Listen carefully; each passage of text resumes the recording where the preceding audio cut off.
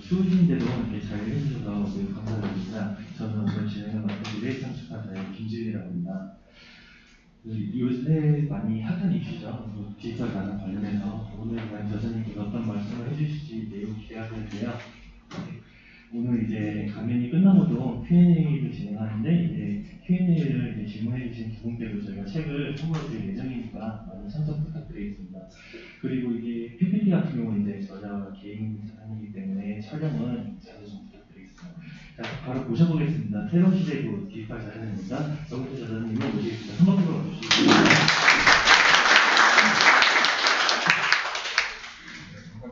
반갑습니다. 이렇게 추운데도 저녁 시간에 이렇게 시간 내주셔가지고 와주셔서 대단히 감사드리고요. 오늘 말씀드릴 내용은 아마 여기 계신 분들은 한 두 가지는 다들 이제 관심이 많으신 것 같아요. 첫 번째, 디지털 자산에 대해서 관심이 많고, 두 번째, 투자에 대해서 관심이 많으신 것 같아요. 그래서 오늘 그 주제를 가지고 책 읽어보신 분들도 계시겠지만 약간 책에 있는 내용들은 사실 투자의 관점보다는 이런 트렌드가 있으니까 이제 이런 투자의 좋은 수단이 될 수 있다. 그런 이제 맥락으로 썼다고 하면 오늘은 아무래도 좀 투자에 관심이 많으신 것 같아서 그럼 디지털 자산이 무엇이고 디지털 자산을 어떻게 하면 투자할 수 있을지에 대해서 사실 한 시간이면 짧은 시간인데 한번 설명드리도록 하겠습니다. 그리고 일단 들어보시고 궁금하신 사항이 있으시면 이따가 7시 반에서 지금 8시 반까지 잡혀 있거든요. 8시 반에 궁금하신 사항들은 저한테 질문해 주시면 이따가 책도 선물로 드린다고 했어요. 한번 들어보시면 좋을 것 같습니다. 그래서 제가 오늘 그 제목은 이렇게 정해왔습니다. 디지털 자산 이제 투자의 관점을 정할 때 기존에 저보다 이제 연배가 많으신 분들도 이제 계신 것 같은데 저보다 어떻게 보면 투자의 경력이 더 계신 분들도 분명히 계실 거예요.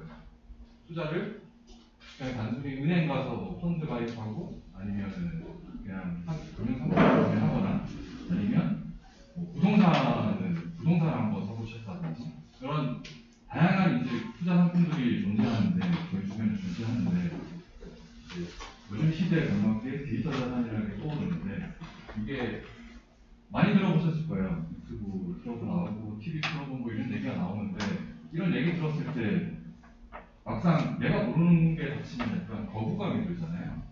거부감이 드는데 그런 오늘 이 자리는 이제 그래도 디지털 자산이라는 얘기가 나오면 거부감 정도는 가지지 말자라는 측면에서 한번 가볍게 들어보셨으면 좋을 것 같습니다. 일단 먼저 제 소개를 드리면요. 저는 예전에 그 NH농협은행이나 그 다음에 유통회사에서 오래 다녔습니다. 그래서 유통회사 다닐 때 그 핀테크 쪽 업무를 오래 했었어요. 그래서 기존에 이제 이마트가 아시다시피 오프라인 매장 중심이다 보니까 온라인이랑 뭔가 계속 연계를 하고 싶었고 그 다음에 그거 가지고 뭔가 결제 사업이라든지 아니면은 요즘에 이제 흔히 많이 듣고 계시는 핀테크 사업을 한번 해보고 싶었어요. 그래서 이제 그쪽에 신사업을 많이 하다가 이게 아무래도 유통업에서 업무를 하다 보니까 한계가 있더라고요. 그래서 그냥 금융사에서 한번 해보자. 그래서 NH농협은행으로 이직을 하게 됐습니다. NH농협은행에서는 저는 이제 여전히 핀테크 사업 쪽으로 이제 계속 많이 자리를 걸었죠.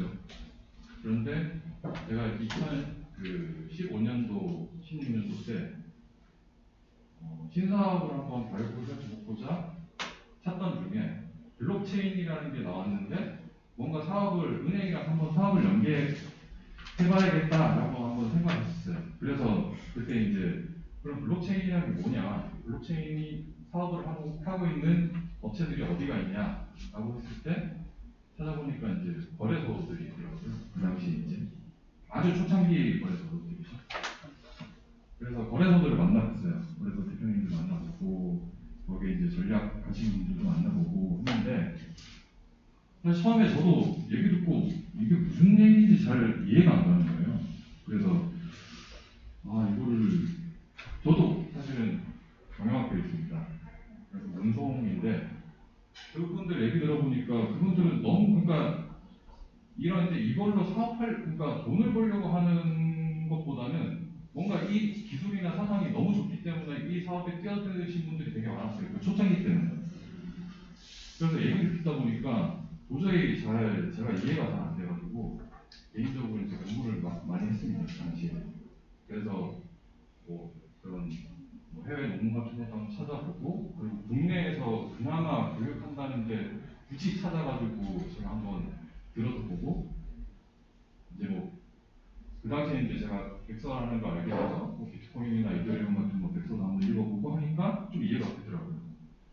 근데 그때 제가 비트코인의 백서를 읽어보니까 되게 뭐 지금 말로 하면 되게 충격적이었어요. 아, 이 사람 이거 만든 사람은 진짜 천재다. 어떻게 이런 생각을 하면서 이거를 기술로 녹여낼 수가 있지? 라고 하면서 저도 이제 이런 블록체인이랑 디지털 자산에 빠져들게 됐습니다. 그래서 좋은 기회에 제가 그 올해 그러니까 작년 말부터 NH 농협에서 하는 신사업, 그러니까 블록체인 신사업에 제가 이제 좀 기획을 맡아서 주도하게 됐어요. 그러니까 농협에서는 다른 은행들과 마찬가지로 이 가상자산이라는 게 계속 떠오르고 있는데 이거 가지고 어떤 사업을 하면 좋을까라는 고민에서부터 시작했고 그래서 저희는 그 커스터디라는 업무를 하게 됐습니다. 커스터디가 뭐냐면 디지털 자산을 담는 통이에요. 담는 통. 담는 이제 커다란 플랫폼을 만드는 회사인데 거기는 이제 모든 디지털 자산들을 담을 수가 있어요. 은행은 중앙은행이라는 곳에서 돈을 이제 은행에다가 내려주고 은행은 그걸 기반으로 해서 뭐 예금 상품도 만들어내고 대출 상품도 만들어내고 카드 결제, 신용카드도 만들어내고 그다음 다양한 파생 상품들을 만들어냅니다. 근데 이 디지털 자산 시장이라는 거는 없어요. 그런 게 중앙은행이 없어요. 다음에 이제 세부적으로 들어가면 말씀드리겠지만 중앙은행이라는 게 없습니다. 그러면 중앙화된 기반이 필요하거든요.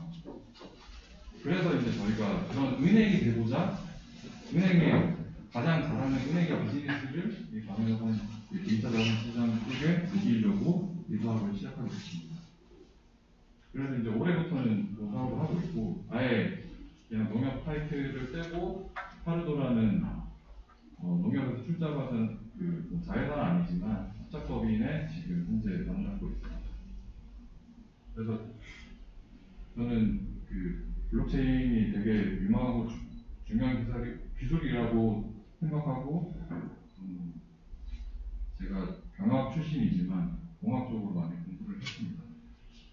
그래서 사실 제가 2019년도에 그 공동으로 해가지고 책을 한번 냈었어요. 블록체인 트렌드 뭐 읽어보신 분들 계신지 모르겠지만 블록체인 트렌드 2020이라고 책을 썼었어요. 근데 트렌드 서적이라고 하면 보통 전해에 나오잖아요. 지금 이제 트렌드 코리아도 내년 거 이제 지금 나와서 홍보도 하고 그런 많이 팔리고 있는데 트렌드 서적은 전해에 내거든요. 그래서 저희도 이제 블록체인 트렌드 2020을 2019년도 이제 중순쯤에 냈죠.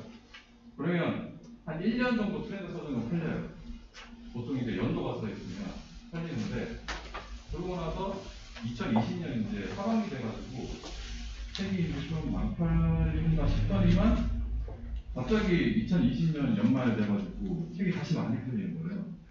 그래서 출판사에서 얘기를 하기를 그때 이제 투자하셨던 분들 계신지 모르겠지만 가격이 갑자기 올랐어요. 하반기 때. 디지털 자산들 그 포인트 가격이 오르면서 사람들의 관심이 다시 모아진 거죠. 그래서 그 출판사에서 이제 한 번 더 내자 그래서 이제 그 2022라고 블록체인 트렌드 2022라고 내면서 근데 그 책은 사실 블록체인 기술에 대한 블록체인 산업에 대한 내용들을 많이 담고 있습니다. 이게 이제 금융산업에 어떤 역할을 할 건가 블록체인이라는 게 그다음에 뭐 컨텐츠는 유통은 산업적인 측면에서 블록체인이 어떻게 쓰일까를 많이 담고 있어요.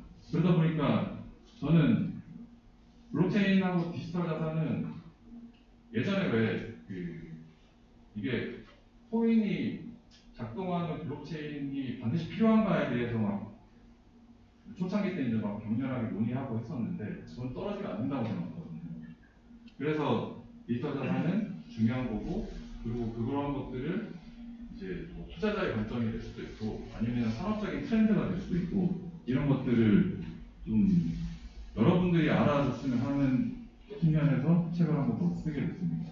그래서 이제 올해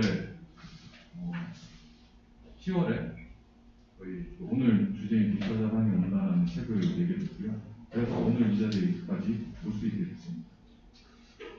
그럼 본격적으로 오늘 주제를 한번 말씀드리도록 하겠습니다. 첫 번째는 디지털 자산이 뭐냐? 도대체 디지털 자산은 뭐 때문에 시작했냐? 라는 거. 그 다음에 디지털 자산은 지금 현재 어떤 식으로 지금 산업 동향이 일어나고 있고, 그 다음에 지금 제도도 지금 만들어지고 있습니다. 그래서 제도가 어떻게 만들어지고 있고, 마지막으로 조금 그러면 디지털 자산이 뭔지는 알겠는데 그럼 어떻게 투자해야 되냐라는 거에 대해서 말씀을 드리고, 혹시나 시간이 남으면 제가 마지막에 디파이나 아니면 요즘에 핫한 NFT나 이런 것들 말씀드려보도록 하겠습니다. 첫 번째는 비트코인하고 이더리움을 말씀드릴 텐데, 왜 처음부터 그러니까 비트코인이나 이더리움을 얘기를 하느냐라고 물으신다면, 비트코인하고 이더리움을 이해하지 못하고는 디지털 자산 시장 전체를 이해할 수가 없습니다. 이것부터 시작했어요. 비트코인부터 시작했어요. 이 모든 디지털 자산의 시작이. 모든 디지털 자산은 비트코인의 어떤 사상, 개념, 정의 같은 것들을 다 담고 있습니다. 그래서 비트코인 너무 싫어 라고 하셔도 디지털 자산 시장에 관심을 가진다면 비트코인이 이런 거구나 라는 것쯤은 좀 한번 알아주셨으면 하는 마음에서 비트코인하고, 그 다음에 중요한 게 이더리움입니다. 이더리움도 이게 왜 중요한지에 대해서 한번 설명드리도록 하겠습니다. 비트코인은 2008년도 그 서프라임 모기지 사태 때 탄생했습니다. 그때 이제 백서가 처음 나왔고요. 그 백서를 기반으로 해서 2009년 그 다음에 1월에 이제 그 처음으로 그 제네시스 블록이라고 해서 처음 블록이 이제 생성되게 됐습니다. 그때부터 시작된 겁니다. 2009년 1월부터. 그리고 지금 이제 보면 10몇 년간 계속 이제 이어져 오고 있는 거죠. 그때 이제 창시자인 사토시 나카모토라는 이게 사람인지 단체인지 이거는 아직 불명확한데, 그 사람은 중앙은행이 너무나도, 그러니까 현재 자본주의에서는 너무나도 중요한데, 이 중앙은행이라는 게 정부의 어떤 입김, 오더를 받아서 너무 나태해지고 있다. 이 서프라임 모기지 사태가 터진 것 자체가 중앙은행의 어떤 혜택, 문제점 때문이다 라고 해서 중앙은행을 배제한, 그 다음에 중개기관인 일반 시중은행들을 배제한 새로운 화폐를 만들고 싶었습니다. 그래서 이제 백서에서 보면 P2P 일렉트로닉 캐시라고 이제 되어 있거든요. 그때부터 시작했다고 보시면 됩니다. 그러니까 중앙은행이 너무 돈을 많이, 그러니까 이 돈이라는 게 이제 자체 상품이 되다 보니까 돈을 너무 많이 찍어내고, 그리고 이 돈을 가지고 시중은행들이 말도 안 되는, 이제 일반 소비자들이, 국민들이 이해할 수 있는 금융 상품들을 만들어내는 걸 보고 굉장히 환멸을 느낀 거죠. 그래서 중앙은행이 필요 없는, 국가에서 통제하지 않는 새로운 화폐를 만들어 봐야 되겠다라고 해서 만든 게 비트코인입니다. 그래서 제가 책에 그 블록체인 기술에 대해서는 하나도 안 썼습니다. 블록체인 기술 사실 몰라도 돼요. 기술에 대해서는 모르셔도 됩니다. 하지만 그냥 한 번쯤 이런 그냥 어려운 기술이지만 한 번쯤 들어보고 그다음에 대충 그냥 대충 그런 기술이구나 라는 걸 알았으면 하는 측면에서 좀 좋았습니다. 얘가 이제 계속 이게 이제 블록이 계속 이제 생성되는 건데, 블록이 처음 시작하고 그다음에 블록이 계속 연결되는 겁니다. 그래서 블록하고 체인, 블록이 계속 체인으로 연결된다라고 해서 블록체인이라는 겁니다. 그러면 얘의 정보를 암호화해서 이 정보에 적습니다. 마찬가지로 이 정보는 다시 암호화해서 여기다 담습니다. 계속 이게 연결되는 거예요. 모든 게 다 연결되는 거예요. 그러면 그냥 쉽게 제가 한번 비유를 들어볼게요. 여기 이제 오늘 한 40분 정도 모이셨는데 저희가 단톡방을 만들었어요. 그리고 제가 이분께 한 10,000원 정도를 보낸다고 이렇게 공지를 하고 보내드렸어요. 그리고 이제 10,000원 받은 거를 모두 다 읽었어요. 그러면 그 자체로 이제 신뢰가 되는 거죠. 근데 내가 그러니까 갚을 때가 됐는데 그러니까 이분께서 갑자기 갚기 싫은 거예요. 안 받았다고 주장하고 싶은 거예요. 그러면 저한테 저는 돈 빌린 적이 없어요라고 해도 여러분들이 가보셨잖아요. 그러면 그거를 아예 부정하기 위해서는 개개인의 카톡에 다 들어가가지고 그 관련된 내용을 다 지워야 되는 거예요. 그게 사실은 되게 어려운 일이죠. 가능은 합니다. 가능한데도 불구하고 어려운 일이죠. 근데 이게 여기 40명이에요. 근데 400명이 되고 4,000명이 되고 4,000만 명이 된다고 하면 얘기가 달라지죠. 그 얘기입니다. 모든 정보는 다 공개되어 있어요. 블록체인 상에서는. 거래 내역이나 여기 담고 있는 내용들은 다 공유되어 있어요. 그러니까 누구나 볼 수 있게끔 다 오픈되어 있습니다. 그거를 다 바꾸려고 그러면 아까 2009년도부터 시작됐다고 말씀드렸잖아요. 2009년도부터 시작된 모든 블록의 데이터들을 다 바꿔줘야 돼요. 거의 불가능에 가까운 거죠. 그래서 비트코인은 탄생 이래로 단 한 번도 해킹을 당한 적이 없다라고 하는 겁니다. 그럼 그게 어떤 의미를 가지냐라고 봤을 때, 그러니까 기존에 이제 카드 결제, 여기서 이제 커피 드시거나 하시면 카드 결제 보면 카드 결제는 최대 중개업자가 최대 한 9개 정도 껴요. 만약에 핸드폰으로 제가 결제한다고 생각을 해보면 핸드폰에 앱, 그러니까 삼성전자가 끼죠. 그 다음에 거기에 이제 PG사라는 데가 또 껴요. 그 다음에 카드사도 껴요. 그 다음에 은행 이제 제 계좌를 등록된 은행이 하나 끼고, 그 다음에 가맹점이 끼고, 가맹점에서 돈 받는 데가 또 끼고, 그 다음에 중간에 또 벤사라는 데가 또 끼고, 그러니까 최대한 9군데가 끼거든요. 또 9군데가 일을 하면 9군데가 이런 결제 수수료에 대한 걸 다시 취하하게 되면, 그러니까 이제 수수료 낮추기가 굉장히 어려운 거죠. 고비용 구조인 거죠. 근데 블록체인이라는 거는 여기 참여한 애들은 그냥 그 정보를 다 나눠 가지는 거예요. 다 나눠 가지다 보니까 이런 이제 중개에 대한, 그러니까 예하고 끝단만 알고 있으면 이 중개에 대한 부분들은 모두 다 이제 그 정보를 투명하게 관리할 수 있다. 그래서 관련된 비용이 당연히 내려가겠죠. 그래서 지금 현재 뭐 금융권부터 해가지고 이런 블록체인 기술에 되게 관심이 많다라는 겁니다. 어렵나요? 좀 어려우신 것 같아요. 일단 블록체인 기술은 대부분 그렇게 아마 이제 그냥 개인적으로 관심이 있으셨으면 들어보셨을 수도 있는데 그러니까 블록체인은 절대 외부에서 해킹할 수 없는 기술이다라고 생각하시면 됩니다.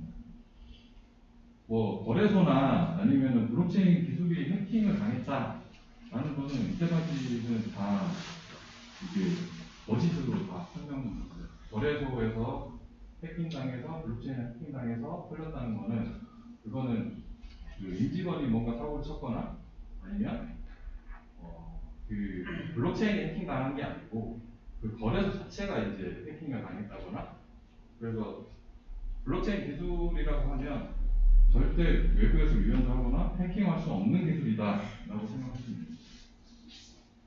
그래서 블록체인 기술을 보시면 이게 잘 안 보이는데 P2P, 그러니까 이제 개인 간 다 연결돼 있어요. 여기 만약에 40분 모였으면 모두가 다 연결돼 있는 거죠. 그 다음에 DLT라고 해서 분산 원장이라고 해서 아까 카톡에 제가 비유를 드려드렸던 것처럼 저희는 무슨 일을 하든지 항상 다 40명은 항상 모든 걸 다 나눠가지는 거예요. 그러니까 이거를 누가 보냈는지 모르지만 아무튼 여기에는 찾아보면 다 있다.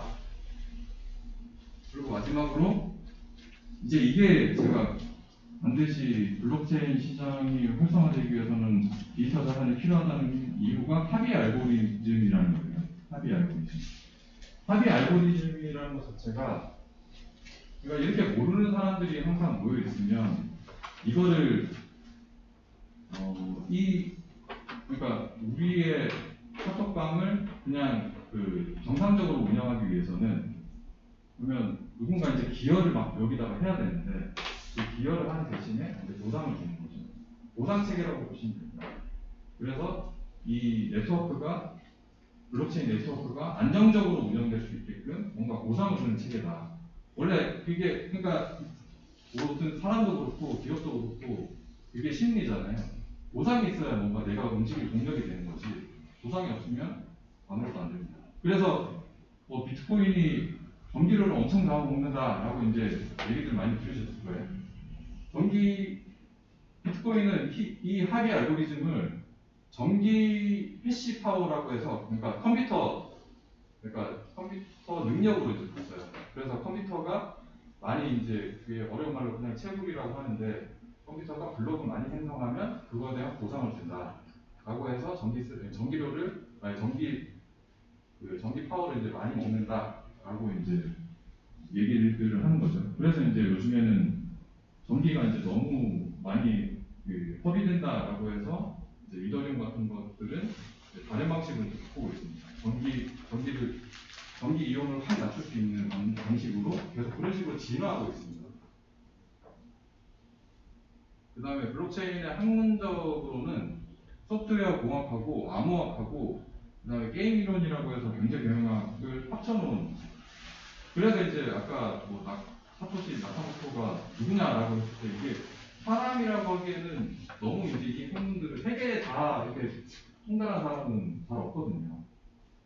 그러니까 경영이면 경영 쪽만 파고 뭐 공학이면 그러니까 공학 쪽에서도 소프트웨어랑 뭐 생명공학, 생명공학 한쪽만 파지 이거 다 알고 있는 사람 별로 없기 때문에 이걸 다 이렇게 짬뽕으로 버무린 게 이 비트코인 백서거든요. 그래서 이제 아마 집단이 아닌가라는 이제 의심도 하고 있는 거죠. 한 사람이 다 이거를 만들어냈다고 하기에는 너무 학문적인 깊이가 깊다라고 생각하는 거예요.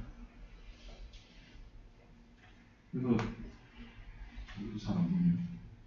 블록체인을 굳이 이제 그 인터넷하고 비교하면 여기 밑에가 인터넷이거든요. 인터넷이면 인터넷 위에서 무조건 굴러갑니다. 그러니까 인터넷이 깔려 있는 곳은 어디든 블록체인 기술을 활용할 수 있다. 그래서 굳이 비교하자면 인터넷 위에 TCP/IP라고 해서 뭐 이것도 기술적인 건 모르셔도 돼요. 그냥 인터넷 프로토콜이라고 해서 인터넷 통신 규약을 만들었습니다. 그러면 인터넷이 탄생함으로 인해서 모든 정보를 이제 같이 공유할 수 있는 것들이 생긴 거죠. 체계가 생긴 거죠. 내가 이제 사진도 보낼 수 있고, 그림도 보낼 수 있고, 음악도 보낼 수 있고, 요즘 영상도 보낼 수 있고, 그런 이제 인터넷이 탄생하면서 그런 역할들이 가능하게 된 거고, 그다음에 거기에 그러면 이거를 잘 보낼 수 있는 소프트웨어를 개발하게 된 거죠. 그게 이제 우리 핸드폰으로 치면 안드로이드 같은 역할을 하는 거고, 그다음에 안드로이드가 있기 때문에 그 위에 어플리케이션들이 이제 생길 수 있는 거죠. 블록체인도 마찬가지로 여기 이제 블록체인의 이제 기술인 거고, 그다음에 여기가 이런 안드로이드 같은 역할을 하는 것들이 이제 그 뒤에서 나올 이더리움이나 아니면 비트코인 같은 역할을 하는 거고, 그다음에 그 위에 이제 이런 어플리케이션이 하는 역할들이 이더리움을 기반으로 해서 만들어진 앱이라는 게 따로 있습니다. 그래서 탈중앙 앱이라고 해서 이제 이런 기존의 그 소프트웨어 앱과 같은 역할을 하는 탈중앙 앱이 따로 있습니다. 그래서 이건 이제 인터넷이 생기면서 정보 이전이 가능하게 된 겁니다. 그래서 지구 반대쪽에 있는 사람한테도 내가 보내고 싶은 이게 문자가 됐든 사진이 됐든 영상이 됐든 뭐 그런 것들을 이제 보낼 수가 있는 체계가 만들어진 거고, 근데 그러다 보니까 문제점이 뭐냐면 이게 그러니까 너무 많이 공유하는데 공유하는 거에 대해서 성공했는데 이게 진짜인지 가짜인지 판별할 수가 없어요. 그냥 계속 복사해서 붙이고 하다 보니까 거짓 정보들이 너무 많은 거죠. 계속 복사해서 붙여서 복사해가지고 누구라, 그러니까 전 세계 누구한테라도 다 보낼 수 있게 됩니다. 그러다 보니까 인터넷이 정보 공유 혁명에는 성공했지만 이게 약간 좀 가치적인 측면에서 요즘 들어가지고는 너무 정보의 홍수 속에서는 약간 좀 문제가 있다라는 건데, 결국에는 블록체인이라는 게 그런 점들을 좀 해결해 줄 수 있다. 그러니까 블록체인이라는 거는 비트코인부터 시작했지만 비트코인은 2100만 개가 발행이 되는데 2100만 개에서 늘어나지도 줄어들지도 않습니다. 딱 2100만 개. 2100만 개가 그냥 전 세계에서 계속 돌아다닙니다. 누구도 늘릴 수도 없고 누구도 줄일 수도 없습니다. 줄인다는 거는 2100만 개에서 줄어든다는 게 아니고 2100만 개 중에 일정 부분이 그냥 멈춰 있는 거죠. 그냥 거래가 안 되는 거죠. 없어지는 건 아닙니다. 그런 식으로 이제 계속 발전해 나가고 있죠. 뒤에서 설명드릴 스마트 컨트랙트라는 것도 있고, 그다음에 공증, 특허, 그다음에 이제 지금 오늘 말씀드리려는 디지털 자산. 그래서 그 블록체인을 가지고 들어보셨는지 모르겠지만 가치의 인터넷이라고도 합니다. 가치가 이전될 수 있는 인터넷이다라는 의미에서요. 그럼 이제 이더리움을 말씀드릴 건데, 비트코인을 통해서 이제 블록체인이라는 개념이 생겼다고 하면 이더리움이라는 것으로 인해서 스마트 계약이라는 새로운 개념이 발생되게 됐습니다. 비트코인은 너무 단순해요. 그러니까 내가 돈을 보내는데, 그러니까 이게 그러니까 이제 관념을 좀 바꾸셔야 되는 게, 이게 무슨 데이터 난수 보는 건 무슨 돈이야라고 생각하실 수도 있겠지만, 사람들이 다 돈이라고 믿으면 그건 돈인 겁니다. 점점 그런 사람들이 많아지고 있는 거죠. 10년 전, 5년 전, 1년 전, 지금 계속 바뀌고 있는 거죠. 그래서 비트코인이 그런 블록체인 기술을 이제 발견했다고 하면, 이더리움 창시자는 비트코인이 너무 이게 역할 자체가 너무 단순하니까 그냥 이 데이터 덩어리를 이렇게 주고받는 역할밖에 못하다 보니까 이걸 가지고 뭔가 새로운 더 발전된 걸 하고 싶다라고 해서 계약 기능을 넣고 싶었어요, 여기다가. 그래서 비트코인 지지자들을 통해서 우리가 이 소프트웨어, 그 비트코인이라는 소프트웨어를 업그레이드해서 계약 기능을 넣자라고 했는데, 이제 운영하는 커뮤니티에서 싫다고 했어요. 안 한다.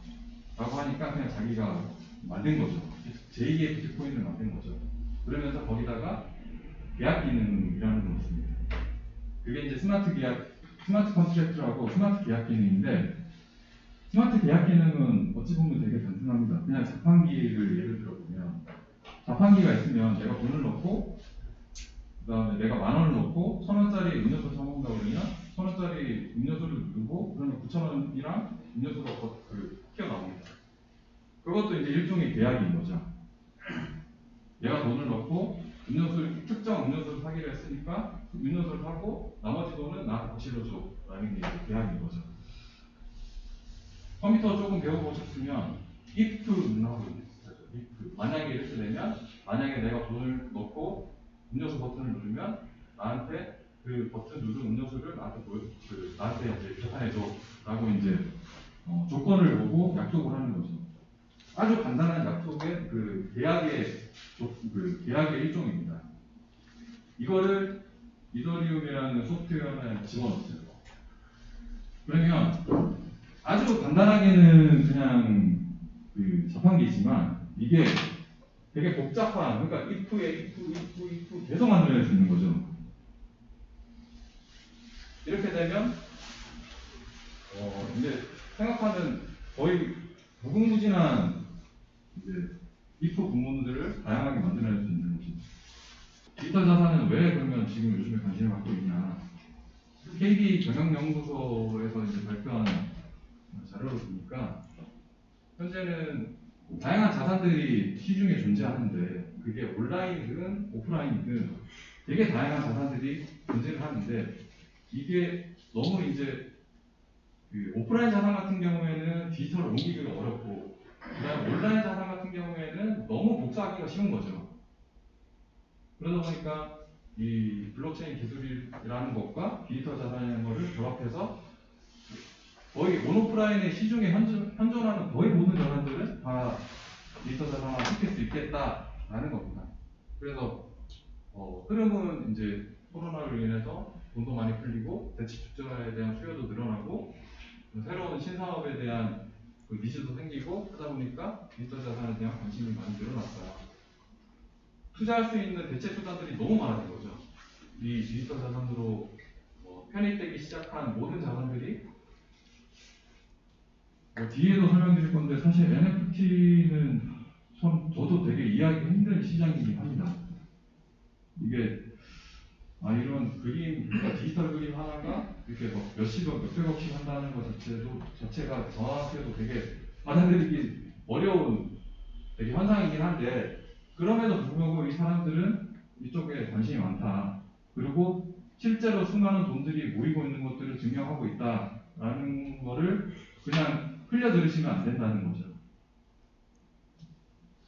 그러면 먼저 그 모든 신기술이 그렇듯이 기술이 먼저 움직이고 그 다음에 투자자들이 움직이고 그 다음에 산업이 움직이고 그 다음에 제도가 움직이고 개인들이 이런 시장에 굉장히 열광을 하니까 기업들이 이제 그러면 움직이기 시작했어요. 그래서 미국의 페이팔이라는 회사는 이제 결제 회사인데 저희 나라로 따지면 뭐 카카오페이나 네이버페이 정도 될 겁니다. 근데 이제 규모는 훨씬 크죠. 시총으로 따져도 그 웬만한 시중은행 그 미국의 시중은행보다 훨씬 더 시총이 높습니다. 그만큼 사람들이 많이 이용을 하고 있는 곳인데 여기서 이제 기존에는 그 카카오페이에다가 그냥 원화만 결제할 수 있게끔 돼 있었는데 쉽게 말해서 거기다가 비트코인이나 이더리움도 담아서 결제할 수 있게끔 현재 하고 있습니다. 그 다음에 이제 두 개는 은행인데 은행들도 저희처럼 이제 커스터디 사업을 하거나 아니면 거래소를 직접 그러니까 우리나라 이제 업비트나 뭐 그런 일성같이 그런 거래소 직접 차려서 현재 지금 사업을 하고 있습니다. 그래서 이제 빅테크 해외 이제 빅테크 기업들도 아까 페이팔 말씀드렸고 스퀘어도 이제 비슷한 류의 회사인데 여기서 이제 이런 비트코인이나 그 이더리움 담아서 이제 결제 지원하기 시작했고요. 그다음에 뭐 애플페이나 아니면 테슬라 같은 경우에는 테슬라도 뭐 좀 관심 있으시면 많이 보셨을 거예요. 그 올해 초창기에 비트코인으로 테슬라 자동차 살 수 있게끔 열었다가 약간 좀 그러니까 환경 오염이 너무 심하다라고 해서 이제 잠깐 중단시켜 놨는데 아무튼 테슬라는 현재 비트코인을 구매하고 있고 그다음에 이 디지털 자산 시장에 일론 머스크 자체가 굉장히 관심이 많은 것 같습니다. 그러면 개인들은 투자 많이 하는 거 알겠는데 기업들이 투자를 하나? 여기다가 하고 있습니다. 지금 우리나라 같은 경우에는 되게 안타까운 거는 우리나라 국민들은 너무 투자에 갖고 똑똑해서 이게 그 글로벌 2017년 18년도 때 다른 나라 국민들이 이 시장에 뛰어들기 전부터 엄청나게 빠른 속도로 이제 뛰어들었어요. 그래서 이제 가격이 확 올라갔다가 이제 누구보다도 빨리 좀 떨어지긴 했는데 그때 좀 제도화가 되든지 아니면 그때부터 약간 왜 국민들이 이런 쪽에 관심을 많이 가질까 라고 좀 격렬하게 토론하고 산업적으로 제도화도 만들고 기술적인 이해도도 높이고 했었으면 더 좋았을 텐데 그런 것들을 못한 게 되게 아쉽긴 합니다. 근데 이제 와서 이제 미국의 이제 글로벌 기업들은 이쪽 시장으로 들어와서 디지털 자산들을 구매하고 있는 거죠. 마이크로 스트레치지라는 여기도 미국 이제 나스닥 상장 회사인데 얘네는 희한한 게 그 클라우드 기반의 소프트웨어 그 제공 업체예요. 우리나라로 따지면 무슨 ERP 하는 그런 기업.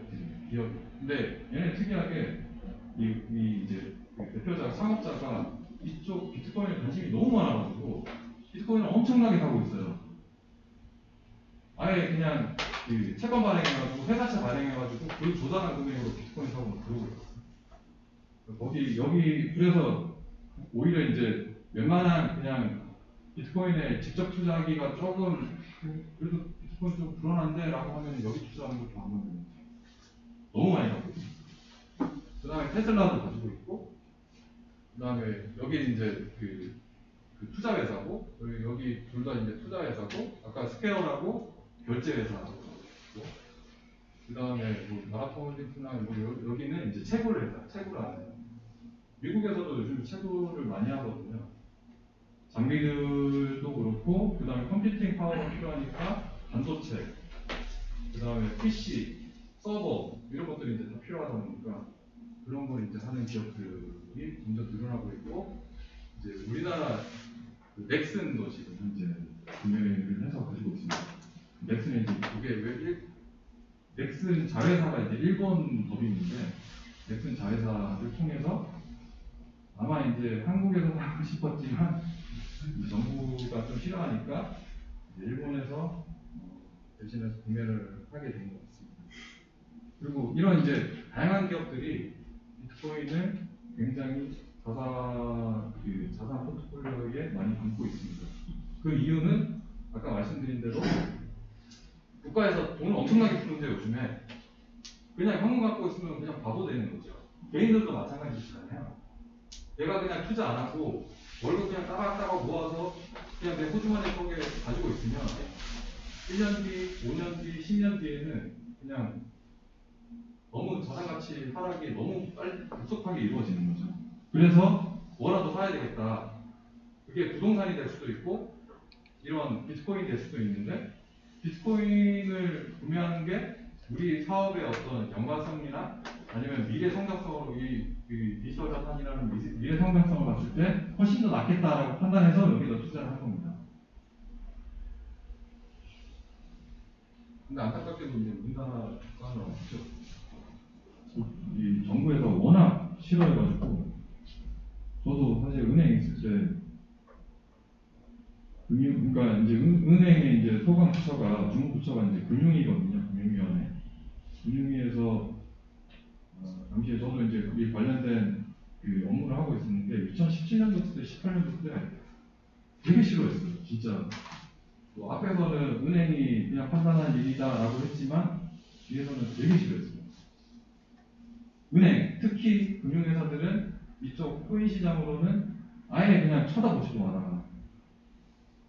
그런 때가 있었습니다. 그래서 지금 현재 이제 상장사들도 마찬가지로 많이 눈치를 보고 있는 거죠. 상장사들은 일단 금감원에 이제 계속 감독을 받고 있고, 특히 이제 투자사들, 그러니까 금융사들 같은 경우는 굉장히 이제 이 투자적인 관점에서 접근하고 싶은데, 이 금융에서 너무 이제 정부 당국에서 싫어하고, 그 다음에 이거를 만약에 무리해서 산다고 했을 때도 이 그런 법적인 체계나 아니면은 그러니까 법률적인 거, 그 다음에 세무적인 거, 뭐 그런 것들이 정확하게 나와 있지 않으니까 접근하기 되게 어려운 거죠. 근데 이게 그 말인즉슨 반대로 얘기하면 제도화가 되면 급속하게 빨리 들어올 거다, 기업들이 라는 걸로 이해할 수 있을 것 같습니다. 그래서 기관 보유 물량은 그렇게 어마어마할 정도로 크게 지금 돈들이 이쪽 산업에 많이 들어오고 있습니다. 미국은 이 시장에 호의적이라고 해야 하나? 아무튼 미국은 되게 다양한 의견들이 일치돼서 존재하는 국가잖아요. 그러다 보니까 미국은 이 기술이나 이 시장 자체가 아직은 어떤 건지 잘 모르겠다고 하면 이 산업은 키우려고 해요. 워낙 돈들이 많이 들어가 있으니까 산업적으로는 키우려고 해요. 그러니까 이 산업이 나중에 봤을 때 제대로 된 사업이고, 그 다음에 이게 미래를 먹여 살릴 수 있는 산업이고 라는 거를 아직은 판단을 못하겠다라고 하면 그런 판단은 조금 여건이 없고, 대신에 이 산업이 국가가 잘못해서 없어지는 거는 말이 안 된다고 생각하는 거죠.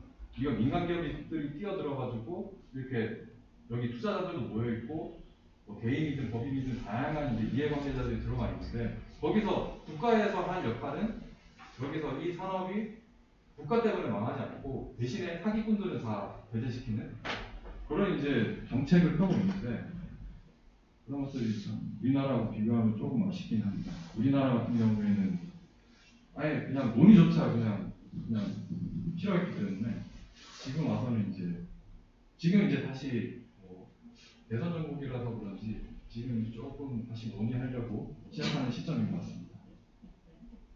그래서 제가 봤을 때는 이런 코인 시장뿐만 아니라 뒤에 이제 다양한 디지털 자산 시장 시장이나 그다음에 투자물들이 계속 이제 나올 텐데 여기 모이신 여러분들도 결코 늦지는 않았다라는 걸 말씀드리고 싶었던 것 같아요. 그래서 전 세계에는 이제 자금 세탁 방지라고 이제 일반인들도 한번 들어보셨을 거예요. 자금 세탁 방지 중요하다 그러는데 국제적으로 이제 합의된 OECD 산하 기관 중에서 FATF라고 자금 세탁 방지를 위한 기구들이 있습니다. 거기서 이제 가이드를 만들면 각 미국이든 우리나라든 다 이렇게 따르거든요.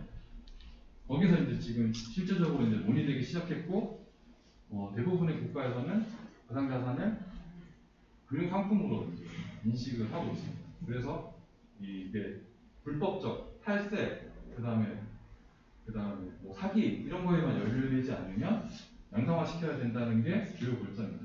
그래서 지금 양성화 시키려고 하는 작업들이 계속되고 있고 우리나라도 결국엔 이걸 따라갈 수밖에 없다. 그럼 우리나라 기업들은 지금 뭐 하고 있냐? 카카오하고 네이버는 이미 2018년도 이제 초기 투자자들이 다 이제 그때 투자하셨던 분들 계신지 모르겠는데 그냥 시체말로 비트코인 시즌 1 끝났다라고 이제 다 떠날 때 이 대기업들은 뛰어들었어요. 아무도 관심 없을 때. 개인들은 이제 관심이 다 떠났을 때 이거 역시 좀 사기였나 보다. 아니면 이 시장은 아직 멀었나 보다라고 떠날 때 카카오하고 네이버는 뛰어들었습니다. 그래서 얘네들도 자체적으로 코인, 디지털 자산을 발행을 했습니다. 그래서 카카오는 클레이튼이라는 네트워크 위에서 클레이라는 보상 시스템을 만들어서 화폐처럼 운영을 하고 있고요. 그 다음에 네이버가 직접 하는 건 아니지만 네이버 자회사인 라인을 통해서 라인 네트워크라는 라인 블록체인이라는 블록체인 네트워크를 만들고 그 위에서 보상 체계로 운영되는 링크라는 자체 디지털 자산을 발행하기에 이르렀습니다.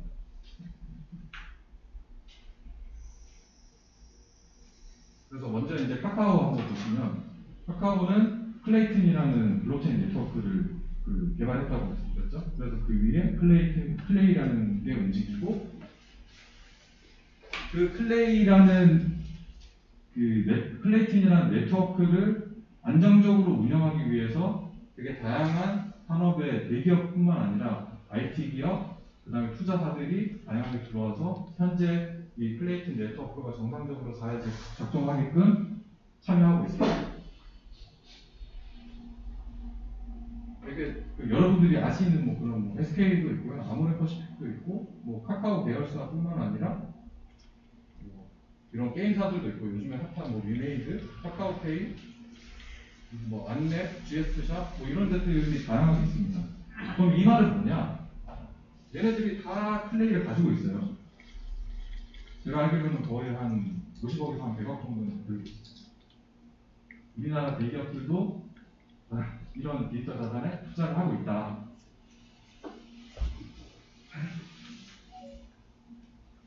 그래서 카카오의 장점이자 단점은 내수 시장에 굉장히 강하지만, 그러니까 골목 상권을 계속 침투한다고 계속 공격받고 내수로 큰 기업이지만, 약점은 이제 해외 진출 모델이 없다는 거죠. 그래서 이 블록체인이라는 거는 전 세계를 다 커버할 수 있는 기술이다 보니까 해외 진출을 위해서 이 블록체인 기술과 이 클레이튼이라는 네트워크를 활용하려고 하고 있습니다. 두 번째로 네이버도 마찬가지로 비슷한 시기에 링크라는 디지털 자산을 개발하고 공개를 했습니다. 그리고 라인은 일본에 거래소를 2개를 가지고 있어요. 우리나라 이제 업비트와 비썸 같은 거래소를 2개를 가지고 있는데, 하나는 자국민들, 일본인들을 위한 번째는 일본 외 인터내셔널형 거래소 그렇게 두 개를 운영을 하고 있습니다. 그리고 코인도 발행해서 지금 현재 이제 운영을 하고 있고요. 그래서 이제 최근에 이제 리스크가 좀 많이 올랐는데 제가 그냥 이름을 추측해 보기에 게임하고 이 디지털 자산하고 만나서 굉장히 시너지가 많이 이제 나타나다 보니까 그런 기대감이 들어가 있는 것 같아요. 아마 게임하고 링크하고 연계하면 굉장히 많이 사람들이 많이 쓸 것 같다라는 측면에서 이게 그 라인 같은 경우에는 일본에서 카카오톡과 같은 거의 점유율을 가지고 있고 특히 이제 동남아 뭐 태국이나 베트남 이런 쪽에 인도네시아 이쪽에서는 이제 그냥 국민 메신저로 취급받고 있기 때문에 얘네를 통해서 카카오 통해서 이제 게임들 많이 접근하시잖아요. 그런 것처럼 라인을 통해서 게임도 접근하고 거기서 이제 링크도 보상을 받게 되면 아 이거 시너지가 분명히 있겠다라고 이제 시장에서 판단하는 것 같습니다. 그래서 지금 많이 오른다고 저 스스로 생각하고 있습니다.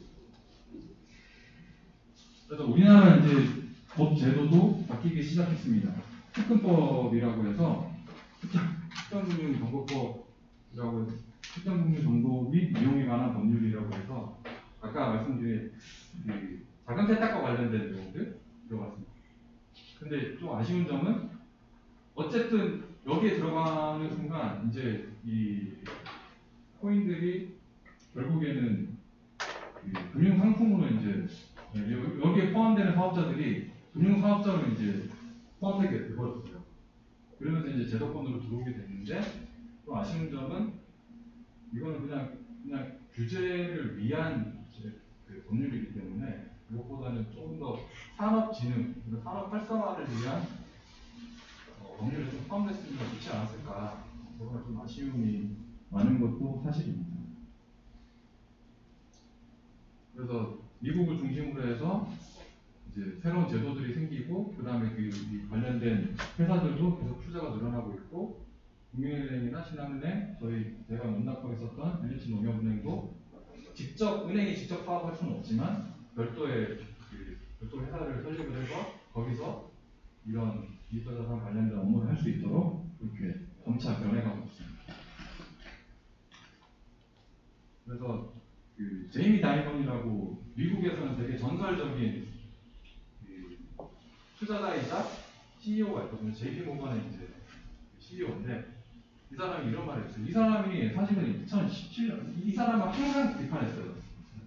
비트코인 사기라고 그러고 비트코인 쓰레기라고 그러고 이거는 뭐 가치가 없는 건데 너무 투기꾼들이 가격 올려놨다고 하면서 계속 욕을 했는데 알고 보니까 미국의 금융사정에서 제일 먼저 비트코인 펀드도 만들고 자문상품도 만들고 하는 거예요. 그래서 도대체 왜 그러냐라고 하니까 나는 비트코인에 관심이 없는데 우리 고객들이 너무나 찾는다라는 말을 했어요. 이게 사실 이게 어떻게 보면 되게 대표적인 금융사 사람들이 생각하고 있는 마인드인 것 같습니다. 우리나라도 마찬가지고요. 우리나라도 만약에 그런 미국처럼 굉장히 개방된 그런 산업 정책이었다고 하면 많이 뛰어들었을 거예요. 금융사들이. 그런데 워낙 부정적이다 보니까 계속 이제 눈치만 보고 있는데 이런 트리거가 뭔가 변화하게 되면 많은 기업들이, 금융사를 비롯해서 많은 기업들이 이 시장에 뛰어들 거라고 생각하고 있습니다. 제가 말을 너무 많이 해가지고 지금 벌써 1시간이 지나버렸는데요. 그러면 제가 그냥 짧게 디지털 자산에 투자하는 법에 대해서 한 10분 정도 더 하고 끝내도록 하겠습니다. 디지털 자산에 투자하는 법은 크게 두 가지가 있죠. 내가 내 돈으로 직접 투자하는 거. 비트코인이 전 세계에 2,100만 개 있다는데 내가 그 중에 하나 사겠다. 비트코인은 소수적으로 9대짜리까지 살 수 있으니까 되게 쪼개서 살 수 있잖아요. 그러니까 내가 뭐 그냥 10,000원 갖고 있어도 살 수는 있어요. 근데 아무튼 내가 비트코인이나 이더리움은 하나 사겠다 라고 할 수 있죠. 그 방법이 있을 거고요. 두 번째는 간접적으로 살 수 있는 방법이 있습니다. 그 방법에 대해서 한번 볼게요. 내가 원화를 가지고 비트코인 살려고 그러면 누군가 비트코인을 갖고 있는 사람한테 컨택을 해가지고 그 사람한테 나한테 팔아 라고 이제 해야 되죠. 근데 그걸 알 수가 없습니다. 전 세계에 누가 갖고 있는지 모르니까.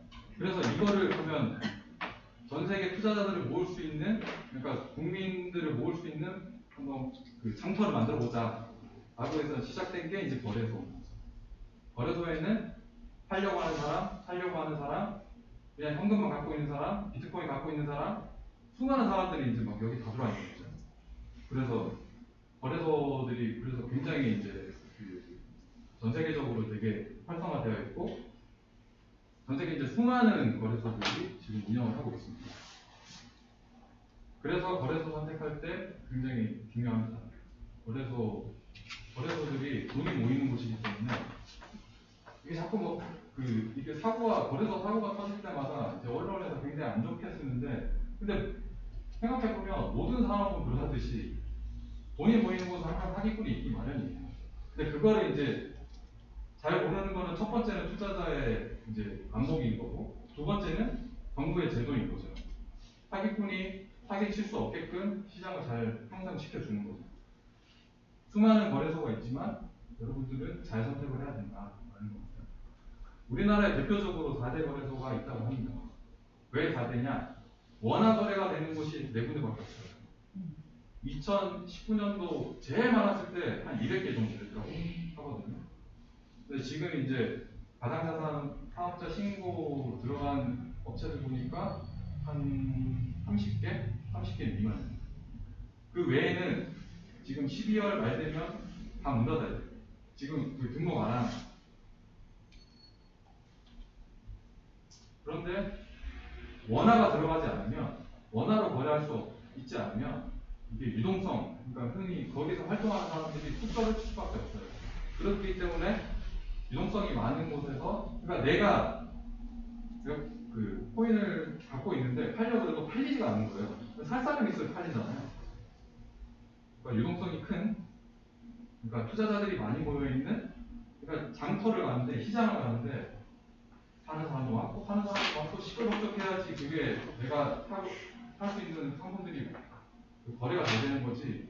어느 시장 가봤더니 사람이 없어요. 그럼 내가 팔고 싶어도 하염없이 이 물건을 팔려고 그러면 사람 지나가기를 하염없이 기다려야 되고, 그렇기 때문에, 그리고 못 팔 수도 있습니다. 그래서 유동성이 많은 곳으로 가야 되는데, 유동성과 투자자가 많은 곳으로 가려고 하면 결국에는 원화 마켓이 형성되어 있는 4대 거래소밖에 없다. 그리고 4대 거래소는 이미 이제 금융위에서 관리관으로 갖고 있기 때문에 앞으로 이제 사고가 일어날 가능성이 없다는 건 아니고 적다. 그래서 첫 번째로는 직접 투자하는 거, 내가 코인을 사는 거, 내 지갑에 코인을 가지고 있는 거. 두 번째는 간접 투자입니다. 내가 코인을 직접 하는 것도 중요한데, 나는 투자 스타일상 나는 주식도 하루에 막 2, 3% 왔다 갔다 하면 잠을 못 자겠어. 그리고 나는 내가 일해야 되는데 그거 뭐 주식 앱 보고 있으면 막 간 떨리고 너무 신경 쓰여. 이런 분들은 코인 투자 하시면 안 돼요. 하루에도 막 10%, 20%씩 왔다 갔다 하기 때문에. 그리고 현물 투자할 때는 기억해 두셔야 되는 거는, 아까 제가 처음에 비트코인, 이더리움 말씀드렸잖아요. 비트코인, 이더리움을 여기 이제 다 이 시장에 대해서 그렇게 많이 아시지 못하는 상태라고 한다면 90% 이상은 비트코인하고 이더리움에 투자하셔야 돼요. 이미 비트코인이라는 거는 이 가상자산 시장에 있어서는 기축통화 같은 역할을 하는 거예요. 달러 같은 역할을 해요. 내가 돈을 사는데 달러를 사냐, 아니면 어디 저기 말도 안 되는 뭐 파라과이 돈을 사냐, 이거는 완전 본질적으로 다른 얘기거든요. 비트코인 사야 되고, 그 다음에 두 번째로는 이더리움은 아까 계속 설명드렸다시피 되게 잠재력이 큰 거다 보니까 플랫폼이 되고자 하는 그 디지털 자산이다 보니까 내가 이제 애플의 주식을 사는 거나 아니면 구글의 주식을 사는 거하고 비슷한 역할을 하는 거죠. 그래서 그 두 개를 주력으로 가져가시고, 나머지는 내가 진짜 이 코인은 너무 확신이 든다라고 하는 거 있으면 그거는 이제 일부 조금만 하시고요. 그 다음에 이제 간접 그 현물 투자는 나는 내 적성에 안 맞는다라고 이제 간접 투자가 있습니다. 제가 4분면으로 쪼개봤는데 이건 이제 기술 블록체인 기술 쪽에 많이 치우쳐진 거고 저쪽은 이제 코인 쪽에 많이 디지털 자산 쪽에 많이 치우쳐진 거고 그 다음에 그 Y축은 뭐 간접 투자 그러니까 그 회사들이 직접 투자하는 게 아니고 그냥 간접적으로 투자하는 거다라고 봤을 때 4분면으로 봤을 때 하나하나씩 한번 설명을 드려볼게요. 비트코인을 아까 많이 보유한 기업들 제가 아까 보여드렸잖아요. 마이크로 스트래티지라는 기업, 요즘에 이제 해외 주식 다 되니까 다 그 미국의 해외 상장된 기업들이거든요. 그러면 이런 기업들한테 이제 투자하면 얘네 본 사업이 잘 돼도 오르고 비트코인이 올라도 오릅니다. 이런 이제 그 특성에 따라 다르죠. 테슬라 자동차가 많이 팔릴 수도 있고 그 다음에 비트코인 가격이 오를 수도 있어요. 근데 테슬라는 요즘에 시총이 워낙 커가지고 비트코인 가지고 얘네가 한 2조 정도 가지고 있거든요. 비트코인 한 2조 정도 샀는데 지금 이제 가격이 올라서 한 3조 넘겠죠. 그다음에 스퀘어라는 기업은 이제 우리 비대면 시대가 도래하니까 우리 이제 결제 시장이 늘어날 거니까 스퀘어를 사야 되겠다. 카카오페이, 한국의 카카오페이처럼 미국의 스퀘어를 사야 되겠다라고 하면 그런 이제 잠재력도 먹을 수 있지만 비트코인이 오르면 같이 오르는 거예요. 이런 기업들이 있다. 그리고 게임 회사도 뭐 넥슨도 이거 이제 고려해볼 만하죠. 테슬라가 이게 지금 이제 너무 시총이 커가지고 사실은 좀 비트코인하고 이게 동조화되진 않아요. 예전에는 진짜 초창기 때 그러니까 비트코인 사자마자 테슬라가 이제 비트코인하고 가격이 같이 움직인다고 그때 이제 막 되게 언론에서도 되게 안 좋은 얘기하고 했었는데 지금은 사실은 상황이 크게 없는 것 같습니다. 이미 테슬라는 한 10% 정도 팔았고 그리고 이미 시총이 너무 커져가지고 8월 말에 5배수로 액면분할했는데 그때 뭐 천슬라 되니 많이 막 그랬었는데 지금 천슬라 넘었거든요. 그러면 그때로 따지면은 그 4배인가 5배 분할했으니까 지금은 이제 거의 한 5,500불 정도 올리는 거죠. 그 다음에 국내에 리메이드라는 게임 회사가 있어요. 여기도 마찬가지로 얘네도 이제 코인을 발행을 했어요. 게임하면 코인을 지급해주는 거죠. 게임 많이 하면 코인 지급해주는 거죠. 그리고 거기서 이제 그렇게 비교 많이 하는데 NC소프트에 무슨 뭐 집행권 같은 거 사면 그걸 이제 이 코인으로 거래할 수 있게끔 그런 사업을 하려고 합니다. 그래서 유메이드라는 게임 회사가 한 6개월 전에 보다 지금 주식이 한 7배 정도 올랐어요. 그래서 이제 당시에는 마이너 게임사였지만 지금은 이제 NC소프트 그다음에 뭐 크래프톤 이런 이제 국내 이제 상위권 게임 회사들이 여기 이제 피치마킹해서 뭐 NFT도 하겠다 아니면은 여기에 그 유메이드가 형성해놓은 디지털 자산 시장에 참여하겠다 뭐 그런 것들이 점점 많아지고 있습니다. 유메이드 주식도 많이 올랐는데 얘네가 발행하는 코인이 유믹스라는 코인이 있는데 얘는 상상을 초월할 정도로 많이 올랐습니다. 근데 그런 데 투자하시라는 건 아니에요. 투자하시면 잠을 못 자실 겁니다. 그리고 미국에 이제 우리나라는 투자가 안 되는데 신탁 펀드라고 해서 이건 이제 그냥 비교하자면 주식 ETF보다 되게 좀 불편한 거. 그러니까 내가 살려고 해도 이게 매수 타이밍이 한 일주일 정도 차이 나고 내가 판다 그래도 매도 타이밍이 한 일주일 정도 차이 나는. 그래서 지금 이제 이거를 운영하는 회사가 그레이스케일이라는 회사인데 ETF로 바꾸려고 하고 있습니다. 이거는 그냥 참고로, 이거는 저희가 투자할 수가 없으니까 그냥 참고로 하시면 되고요. 그 다음에 블록체인 ETF가 또 따로 있어요. ETF라는 게 뭐예요? 그냥 상단지수 펀드라고 해서 내가 개별 주식에 투자하기는 어려운데 그걸 이제 약간 비빔밥처럼 모아놓은 거죠. 요것도 좀 사고 요것도 좀 사고 그래서 한 10개 종목을 같이 이제 전기차 테마다 아니면 뭐 AI 테마다 뭐 이런 식으로 이제 만들어 놓은 거죠. 그래서 블록체인에만 투자하는 블록체인 기업에만 투자하는 ETF들이 있습니다. 국내 이제 KB 자산운용에서 만든 뭐 디지털 체인 경제 펀드라는 ETF가 있고 해외는 되게 많아요. 해외는 그 우리나라 그 지금 해외 주식 거래 계좌 갖고 계신지 모르겠는데 미국에 이제 ETF 찾아보면 블록체인이나 아니면 디지털 자산에 관련된 ETF들이 되게 많습니다. 그 중에서 본인의 이제 어떤 투자 상황과 나는 내가 보기에 옛날에 뭐 금광 만들 때 금강에서 돈 번 사람들은 청바지 만드는 회사였어. 곡괭이 만드는 회사였어. 그러면 나는 블록체인에 인프라에 투자하는, 인프라에다가 많이 투자하는 회사에다가 나는 그 좀 포지션을 많이 갖고 있는 ETF를 사고 싶어.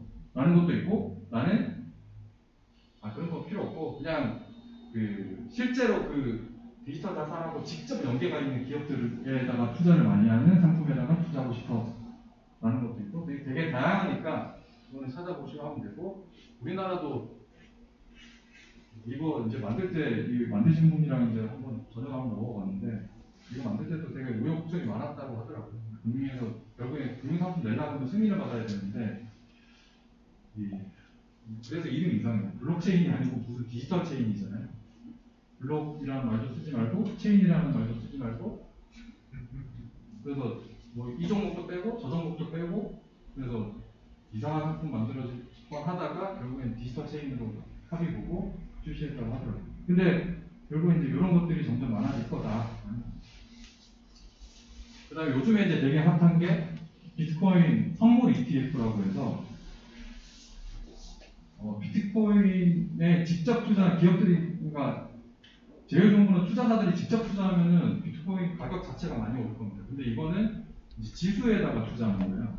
비트코인 지수가, 그러니까 가격 등락이 있는데, 그걸 이제 시카고 선물거래소라는 데서 지수를 계속 관리를 하거든요.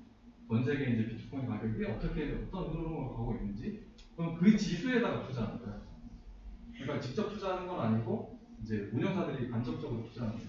근데 이것도 이제 올해 10월 달에 미국의 이제 증권거래위원회가 승인을 해줬어요. 그래서 이것도 비트코인에 투자하는 것 같은 효과가 나죠. 그래서 요거 나올 때 이제 10월 달에 출시하고 나서 비트코인 가격 자체가 많이 올랐어요. 사실은 비트코인에 직접 투자하는 게 아닌데, 그럼에도 불구하고 앞으로 뭐 이런 이제 상품도 많이 나올 거고, 그 다음에 이런 투자자들이 이제 이 시장에 뛰어들고 있다라고 이제 투자자들이 이제 생각해서 비트코인이나 이더리움 가격이 많이 오르기도 했습니다. 요거는 해외 펀드 해외 주식 하시는 계좌에서 티커 치고 검색하시면 나옵니다. 그리고 이제 미국에는 제일 큰 거래소가 코인베이스라는 거래소가 있거든요. 거래소라는 거는 기본적으로 근데 비트코인이나 이더리움 많이 가지고 있겠죠. 수많은 코인들을 많이 가지고 있습니다. 왜냐하면 얘네는 장터니까. 얘네들이 수수료를 코인으로 받을 수도 있고, 그 다음에 고객한테 계속 거래가 일어나게끔 하려고 하면 자기들이 갖고 있는 물량들이 좀 있습니다. 그래서 이런 이제 거래소가 나스닥에 이제 올해 상장을 했었거든요.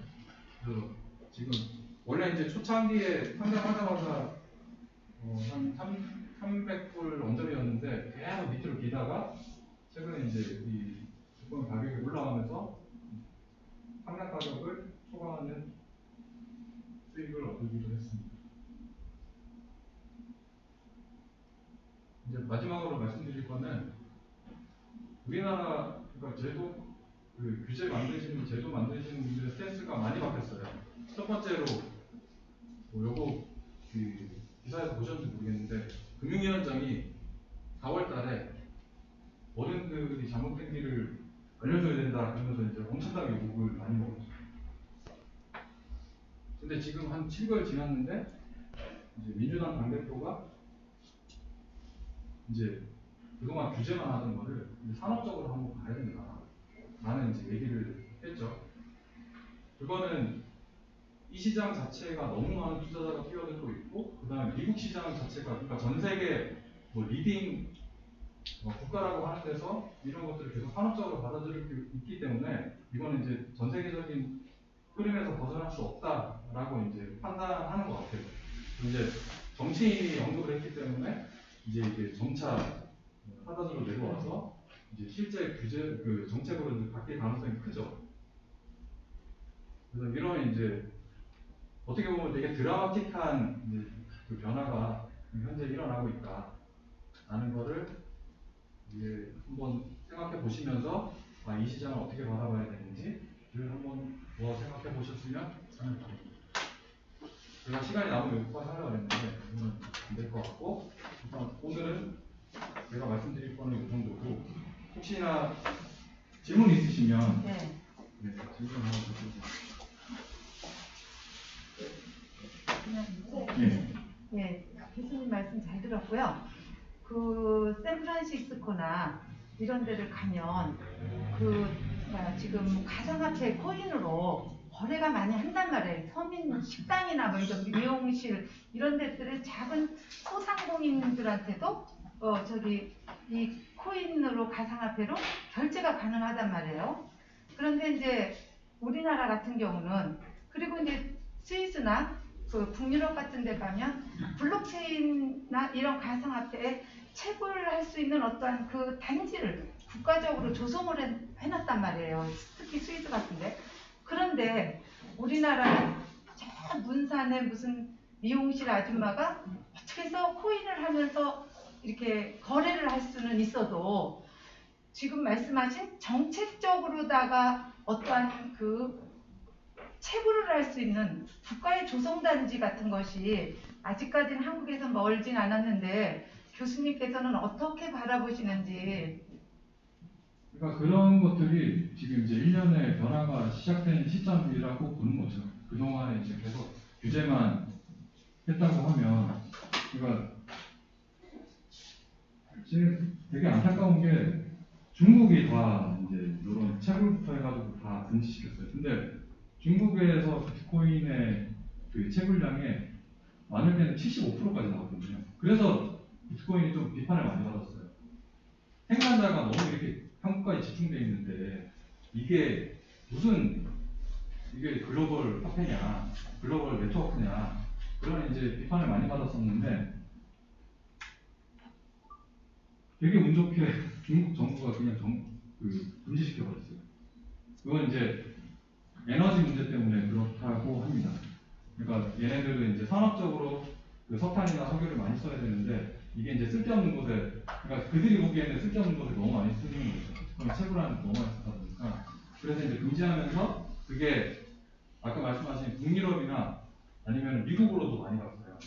그래서 마이애미 같은데 태양광, 마이애미가 워낙 더운 곳이니까 태양광 갖다 놔가지고 거기서 이제 그 에너지 받는 거 가지고 채굴하고 그다음 그걸 이제 시민들한테 나눠주겠다고 지금 시장도 막 공약으로 하고 막 그러고 있거든요. 그러니까 그런 식으로 이제 다른 국가들이 이제 그 어떻게 보면은 반대로 산업적인 혜택을 받은 거죠. 근데 우리나라는 아직까지 그런 것들이, 그러니까 내가 드러내놓고 이런 사업을 하고 있다라고 얘기하기가 되게 지금 긍정적으로 하고 있죠. 채굴 같은 경우에도 지금 뭐 단가도 안 맞기는 한데 지금은 아주 대규모로 하지 않는다. 이게 채굴에 대한 효율성도 굉장히 낮음에도 불구하고 그런다고 해서 내가 뭐 채굴을 한다고 말할 입장도 안 되는 거고 되게 이제 터부시하고 있는데 우리나라도 점차 이런 제도가 좀 바뀌게 되면 사람들이 산업적으로나 그러니까 기업들이 뛰어들어야죠. 이 시장에 기업들이 뛰어들어야 이 시장은 제대로 된 기업들이 뛰어들어야 이 시장은 양성화되고 그 다음에 더 이제 많이 발전할 겁니다. 개인들이 이 시장을 바꾸기는 쉽지 않아요. 그거는 이미 2017년, 18년도 때 증명을 했고 기업들이 뛰어들어서 이거를 산업적으로 뭔가 연계를 계속 해야 되는 역할들이 필요하다고 생각하고 그게 이제 다른 해외 국가들의 영향을 받아서 우리나라 정부도 점차 시도하고 있다. 그리고 반드시 변할 거다라는 생각입니다. 절대 없앨 수는 없다. 제가 책에도 써놨지만 이 블록체인 네트워크를 정지시킬 수 있는 방법은 전 세계 인터넷을 다 파괴시키거나 아니면은 한 5분 동안 전기를 다 중단시키는 방법밖에 없습니다. 없앨 수가 없어요. 만약에 미국이 만약에 금지시킨다고 하더라도 다른 국가에서 할 거예요. 그러니까 모든 국가들이 모든 개인들이 담합해서 하지 않는 이상은 이 블록체인 네트워크는 계속 살아서 뭔가 계속 만들어낼 거다. 네. 지금 아까 시즌 1이라고 말씀을 주셨는데 그 말씀 뒤에는 이제 시즌 2가 있을 수 있다는 의견이 있으신 건지가 궁금하고요. 두 번째로 이 디지털 자산이 투기성이 높다 이렇게 말씀하시는 많은 이유 중에 하나가 이게 가치 평가가 어렵다 보니까 완전히 수요와 공급만으로 가격 결정이 되잖아요. 그러면 비트코인이 이제 10억 가도 이게 맞는 금액인지 오버밸류 되는지 알 수가 없단 말이에요. 그런 부분에 대해서 전혀 평가를 할 방법은 없는 건지 두 가지가 좀 궁금합니다. 지금 첫 번째 이제 시즌 1이라는 거 그냥 우스갯소리로 말씀드린 거고 이제 개인들이 확 관심을 가졌다가 지금 오는 시기는 그러니까 기업들이 관심을 가지는 거죠. 첫 번째는 개인들이 관심을 가졌고 두 번째는 지금 이 타이밍은 기업들이 관심을 가지는 시장이다. 그래서 저는 이 시장이 2017년, 18년도 같은 똑같은 패턴을 보이기는 어렵다. 왜냐하면 이게 한번 그러니까 한번 이 하락의 공포가 오면 그 개인들은 그냥 다 그냥 던져버리죠. 근데 기업들은 그러진 않아요. 기업들은 장기 보유하려고 그다음에 사업적으로 연관을 지으려고 하는 투자성의 목적이 크기 때문에 트레이딩 관점으로 접근하지는 않거든요. 그러다 보니까 기업들이 이미 많이 들어와 있는 이 시장에서 이런 2017년도, 18년도 같은 그런 대폭락작이 생길 수는 없다라고 이제 생각하는 겁니다. 그다음에 두 번째 질문이 뭐였죠? 가치평가에 가치평가를 수많은 사람들이 이제 만들어내고 있습니다. 근데 사실은 제가 봐도 이거는 현재는 철저하게 수요와 공급의 그 패턴에 따라서만 움직이는 시장이기 때문에 지금 스타트 투 플로우라고 그러니까 발행량에 따라서 지금 유통량에 따라서 이게 지금 가격 수급이 어떻게 되고 이런 것들을 이제 만들어 놓고 가격 예측을 하는데 가격 예측이라는 건 주식도 마찬가지지만 예측할 수 없는 영역이고 항상 그런 얘기 하잖아요. 예측하지 말고 대응해라. 지나고 나서야 이게 거품인 줄 알고 이게 그때 오버밸류였다는 걸 알지 그 당시에 그 현재의 시점에서는 그걸 알 수는 없다. 수많은 이론과 그 다음에 전문가들이 얘기를 하지만 사실은 그 가치가 적정한 가치인가에 대해서는 여전히 물음표라는 겁니다. 그래서 그걸 판단할 수 있는 근거는 자신의 어떤 이 시장에 대한 믿음, 이 시장이 장기적으로 갈 거라는 어떤 확신 이런 것들이 수반이 돼야 이제 여기에 이제 직접 투자할 수도 있고 아까 여러 가지 방식으로 이 시장에 발을 들일 수 있다는 말씀을 드리고 싶습니다. 네. 이게 이제 이 가상화폐 이게 이제 정말 어느 정도 앞으로도 활용이 돼서 가치 부분에서 이제 정말 평가를 다룰 수 있느냐. 그러니까 이제 그동안은 어떤 탈중앙화로 하는 어떤 시스템을 만들 수 있다 이제 이런 거고 앞으로 지금 메타버스도 얘기가 많이 나오고 NFT 얘기도 많이 나오고 있는 것 같은데 그러니까 실제 우리가 이 일상생활에서 체감할 수 있는 어떤 상점에서 거래를 포함해서 그런 거에 좀 변화가 앞으로 어떻게 올 걸로 예상하시는지. 그러니까 블록체인 기술 자체는 다양한 산업에서 쓰일 수 있어요. 이거는 그냥 AI 기술, 블록체인 기술, 클라우드 기술, 빅데이터 기술처럼 그냥 기술의 하나이기 때문에 이거를 다 모아서 이제 할 수도 있고 그 다음에 이거를 이런 디지털 자산하고 연계해서 운영을 할 수도 있고요. 제가 테슬라를 한번 예를 들어 볼게요. 이거는 그냥 제 상상입니다. 테슬라가 왜 비트코인에 투자를 했냐. 저는 테슬라가 단순히 전기차 회사라고 생각하지 않습니다. 테슬라는 자율주행으로 가기 위한 모빌리티 데이터 회사예요. 얘네들이 달성하고 싶은 거는 그 자율주행이지 전기차 한 대 만들어내고 이런 데 관심 있는 회사가 아니라는 겁니다. 그러면 자율주행을 달성하기 위해서는 첫 번째, 블록체인 기술이 무조건 있어야 됩니다.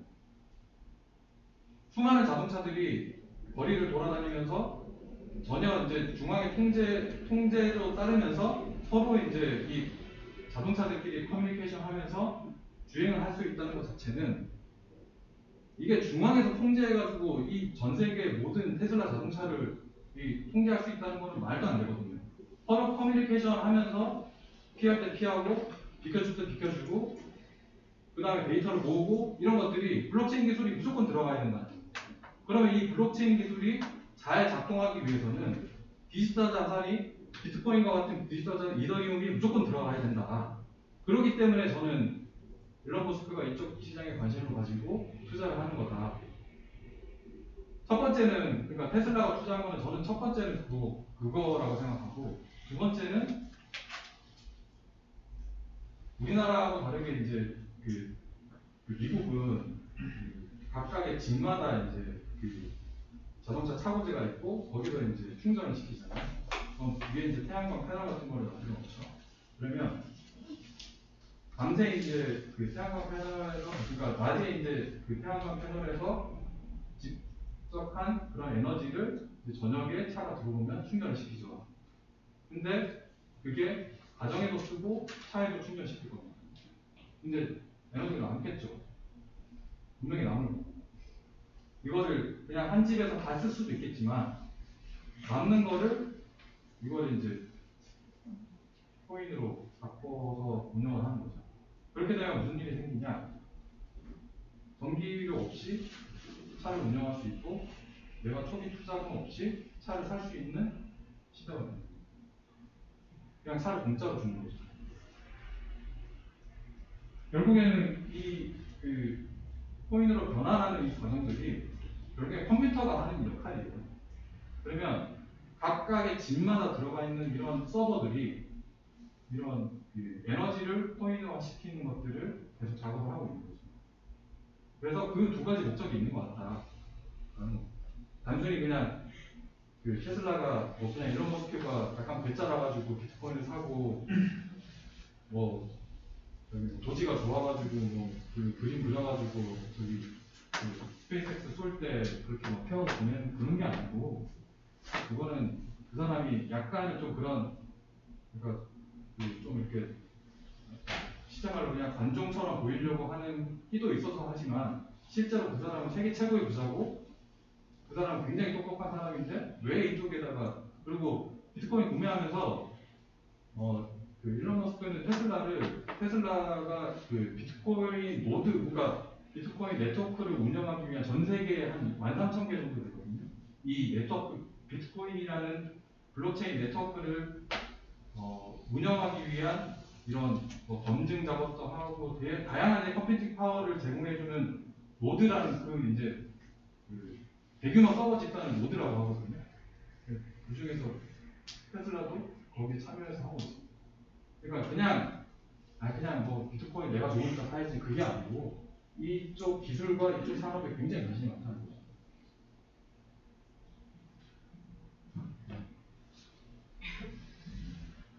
아니면 제게 잘 들었고요.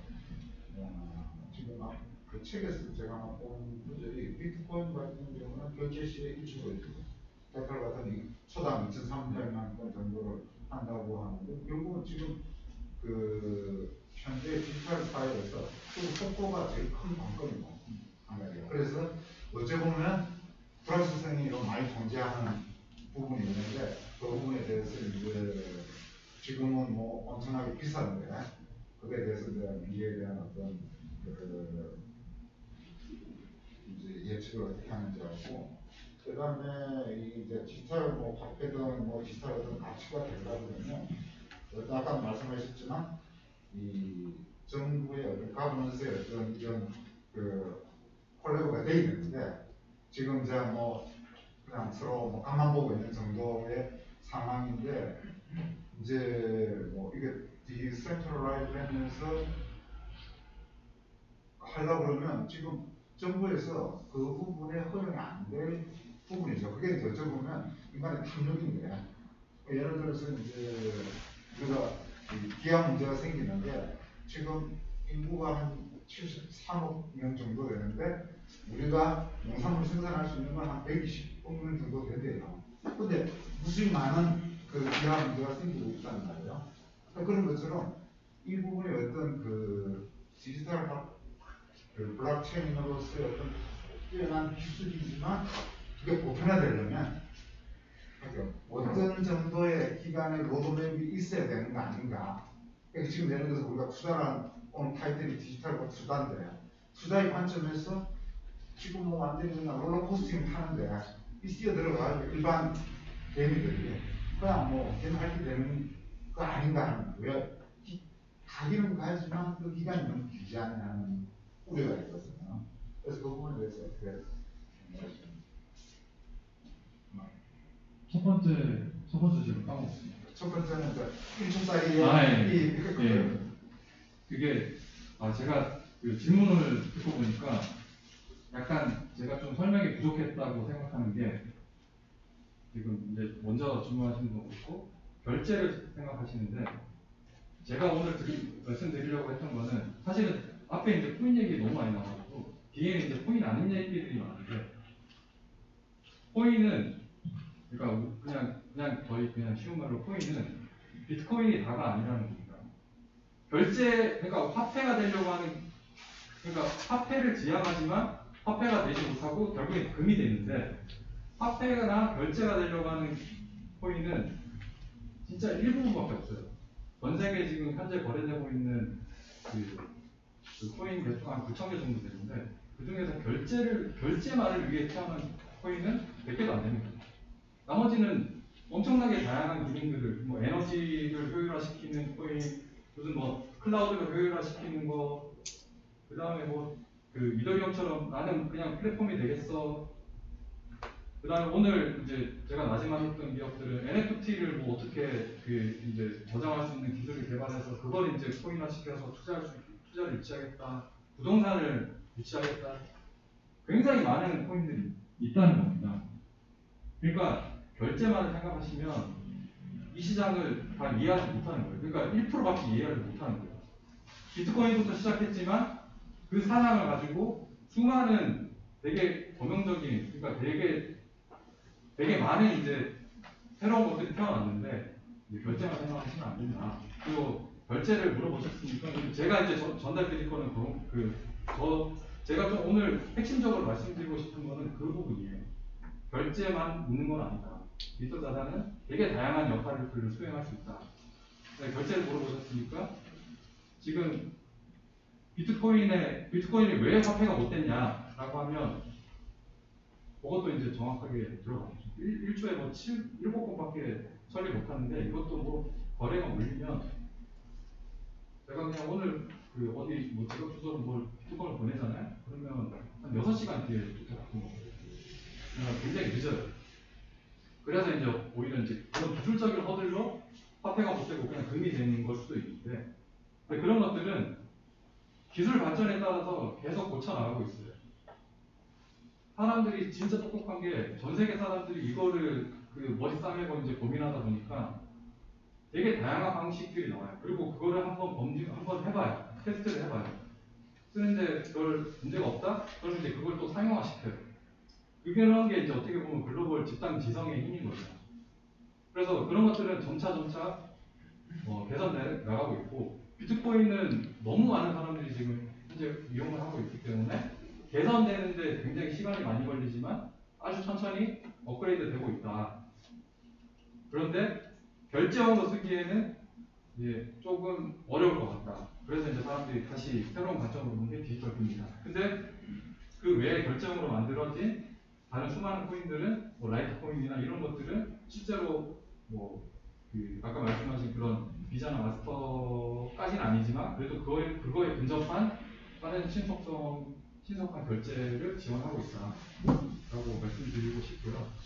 그다음에 두 번째는 그러니까 이 시장에 직접 현물 투자하는 방법이 있고 제가 그냥 간접적으로 투자하는 방법이 있다고 말씀드렸잖아요. 그럼 오늘 들어보시고 진짜 이 기술이 그 다음에 이런 새로운 내가 오늘 들었던 디지털 자산이 뭔가 세상을 좀 그래도 긍정적으로 바꿀 수 있다라고 하면 한번 내 재산에 내 자산을 모든 자산을 여기다가 투자하는 건 절대 아닙니다. 저도 마찬가지. 저도 여기에 투자하지만 제 자산의 모두를 여기다 투자하는 건 아닙니다. 이쪽에 맹신하는 그 친구들은 제 주변에 있는 친구들은 거의 모든 자산이 이쪽에 가 있는 애들도 있어요. 근데 저는 그거는 아니라고 생각하고 항상 포트폴리오를 짜야 된다. 그래서 이쪽 시장도 있고, 그 다음에 부동산도 있고, 주식도 있고, 되게 다양한 그 투자 종목들이 있는데 내가 충분히 감내할 수 있는 그 기간 말씀하셨는데 기간이라는 건 개인차가 너무 많은 것 같아요. 그러니까 내가 당장 쓸 돈이 아니면 나는 그러니까 시간적 여유가 있다는 게 어떤 사람은 그 시간적 여유라는 게 한 달일 수도 있고 6개월일 수도 있고 1년일 수도 있고 개인 편차가 너무 심하기 때문에 내가 감내할 수 있을 정도로만 이쪽 시장에 한번 투자해보는 것도 좋은 방법인 것 같다라는 거를 이제 오늘 말씀드리고 싶었던 겁니다. 내 모든 자산을 여기다가 뭐 그러신 분들 당연히 없으시겠지만 내 자산을 여기다가 다 투자하는 게 아니고 한번 내 자산 포트폴리오에 이런 쪽에 투자를 한번 좀 해볼만 하지 않을까라고 이제 생각하시는 거죠. 그래서 아까 조금 제가 질문한 거와 다른 게 됐는데 이거는 시간이라는 개념이 시간식 개념이 아니고 아까 제일 처음에 비교하셨듯이 인터넷과 블록체인에 대한 비교해서 뭐 인터넷이 다음까지 시작을 끝까지 가는 게 늘 시간이 있듯이 블록체인은 뭐 요즘 좀 빨라질 거라고 보는데 그 어떤 그 단계 어느 정도의 단계 우리가 생각하는 그 단계까지 가는데 어느 정도 걸리느냐는 있어요. 제가 지금 이제 말씀드린 거에 어떻게 보면 좀 답이 있는 것 같은데 이게 제도가 그러니까 처음에 제가 말씀드린 게 기술이 먼저 발전을 하고 그 다음에 우리나라는 이제 개인이 이제 부담이 뛰어들어가죠. 그 다음에 지금 기업들이 뛰어들고 있고 지금 제도가 바뀌고 있거든요. 이런 일련의 과정들이 계속 필요하다는 거죠. 그러니까 이게 어떻게 보면 사회적인 합의가 이제 계속 이루어지는 단계라고 보는 거죠. 이게 뭔가 세상을 바꿀 만한 엄청난 혁신적인 기술이야라고 하더라도 그게 기존의 시장이 기존의 산업이 받아들이기에는 시간이 필요하다는 거죠. 여러분들도 오늘 제가 이렇게 말씀드려도 아직도 중간중간 하시는 분들이 분명히 많으실 거라고 생각합니다. 왜냐하면 내가 이때까지 살아온 패턴이 있기 때문에 한순간에 변하지 않거든요. 근데 개인도 그러한데 이 사회는 어떻게 했냐면 기존에 만들어 놓은 그러니까 기존의 금융기관들은 두 가지 측면이 있는 거예요. 이 시장이 커졌으면 좋겠다. 새로운 먹거리가 새로 생겼으면 좋겠다라는 게 하나 있고 하나는 이 시장 없어졌으면 좋겠다. 아까 제이미 다이먼이 얘기한 것처럼 왜냐하면 내 밥그릇을 빼다갔거든. 그런 두 가지 그 아이디어가 공존하는 겁니다. 그런 것들이 이제 계속 모여서 합의를 이루어가면서 이제 어느 시점 이제 그게 이제 특이점이라고 하는데 어느 특이점이 지나면 이제 굉장히 빠른 속도로 이제 바뀔 수밖에 없는 상황이 오게 되겠죠. 그러니까 그런 시점이 오기 전에 여기 오신 분들은 조금이라도 이 시장을 한번 더 들여다보고 한번 좀뭐 투자의 기회도 한번 삼아봤으면 하는 게 오늘의 이제 제가 드리고 싶은 말씀입니다. 시간이 좀 되는데 마지막으로 네. 그럼 이제 원초적인 질문을 좀 주시고요. 죄송합니다. 오늘 너무 이제 시간이 많이 잡아가지고 질문하실 거는 끝나고 제가 있을 테니까요. 네, 오셔서 한번 질문해 주시면. 심플한 질문. 해주시죠. 네. 이더리움하고 네. 비트코인이 지금 이더리움이 훨씬 더 장단이 많고 확장성이라든가 네. 운용 분야가 싸움하거든요. 네. 근데 왜 가격 차이는 나는 거예요? 그거는 그냥 단순합니다. 이게 그러니까 그냥 액면가로 보시면 주식도 액면가로 보면 5,000원짜리 주식이 있고 100만원짜리 주식이 있잖아요. 근데 그렇다고 해서 100만원짜리 주식이 더 좋은 주식인가요? 그건 아니죠. 그리고 이게 예를 들어서 유통 가능한 어떤 수량 내지는 어떤 인지도, 효용성 이런 추이에서 기인하는 건지. 네. 그건 이제 되게 복합적인 거죠. 유통량, 그러니까 실제로 발행량이랑 유통량이랑 또 다를 수도 있고, 그러니까 그건 이제 수급의 차이인 거고, 그 다음에 지금 현재 이 코인의 프로젝트가 정상적으로 가고 있다. 얘네들이 그러니까 원래 계획한 대로 정상적으로 가고 있다. 그 단계를 잘 밟아가고 있다. 그러니까 그냥 이 코인 자체를 그냥 기업이라고 보시면 돼요. 그래서 얘가 원래 계획한 대로 차근차근 잘 밟아서 가고 있다라고 하면 이제 가격이 계속 우상향할 거고, 중간에 이제 뭐 갑자기 무슨 뭐 물량이 갑자기 뭐 어디 사라진다든지, 아니면 뭐 원래 달성하려고 한 목표들이 자꾸 어긋난다든지, 아니면은 그 약속한 것들을 못 지킨다든지, 뭐 그런 것들 같은 경우는 이제 신뢰가 깨지는 거죠. 이 코인에 대한 프로젝트에 대한 믿음. 그러면 이제 가격이 떨어집니다. 그게 이제 유통 물량, 그러니까 수급도 있는 거고, 뭐 그런 이제 비전이나 실행력이나 되게 다양하게 이제 들어가 있는 거죠. 그리고 이제 뭐 이게 수급이라는 게 결국에는 또 어디 상장한 것도 이제 연관되어 있는 거니까, 어느 거래소에 이제 신규로 이제 올라가게 돼서 수많은 투자자들이 들어온다. 그건 이제 수급과 관련된 문제입니다.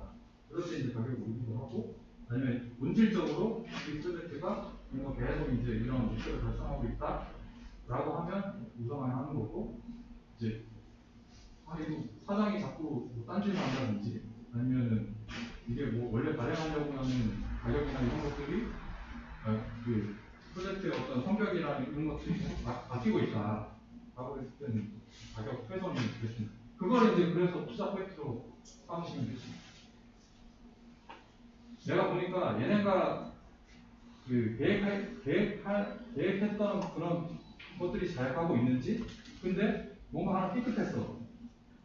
내가 근데 다음에 삐끗하면은 나는 이거 그냥 팔아버리겠다. 주식하고 똑같은 거야. 그러니까 주식도 마찬가지잖아요. 주식도 내가 이 기업에 대한 믿음이 있으니까 이제 투자를 한 건데, 그 기업에 대한 믿음이 사라졌을 때 과감하게 이제 손절을 하는 거지. 아니면 목표가에 도달했을 때, 내가 봤을 때 이 기업의 최대 밸류는 요거야 라고 했을 때 이제 제가 네, 그러면 오늘 당시간 추운 날씨에도 불구하고 찾아주셔서 감사하고요. 오늘 안전한 길 돌아가시기 바라겠습니다. 제가 잠깐 앉아있을 테니까 뭐 궁금하신 사항이나, 아니면 뭐 알려주실 사항이나, 아니면은 부족하지만 뭐 사인을 받으실 분들은 오시면 제가 해드리도록 하겠습니다.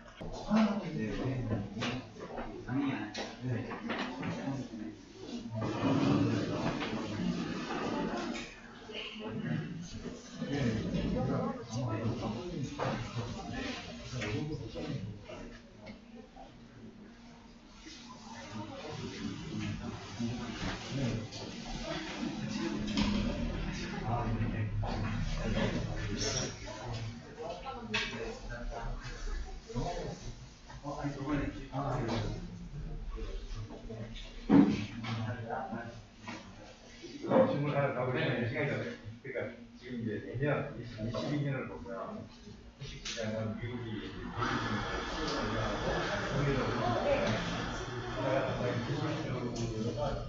우리가 많이 가는 그런데 이해는 가능하지만 주식시장에 내년에 기대가 가능합니다.